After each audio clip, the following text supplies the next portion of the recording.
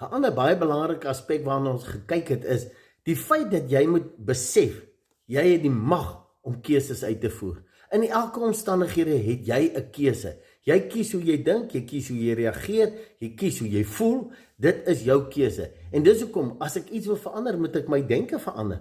En ek wil weer vir jou sê, dit is baie belangrik dat jy verantwoordelikheid vat vir jou denke. En dis hoekom ek sê, as jy 'n besluit wil neem, en vra jy vir jouself, hoekom wil ek hierdie besluit neem? Want baie keer neem ons net 'n impulsiewe besluit, en partykeer is dit om aandag te trek, partykeer is dit vir een of ander onbenullige rede.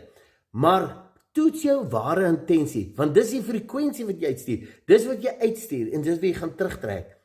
Onthou, dood en lewe lê in die mag van die tong. Die een wat dit gebruik, sal die vrug af eet. So dit wat jy dink en praat, jy kry dit vir jouself.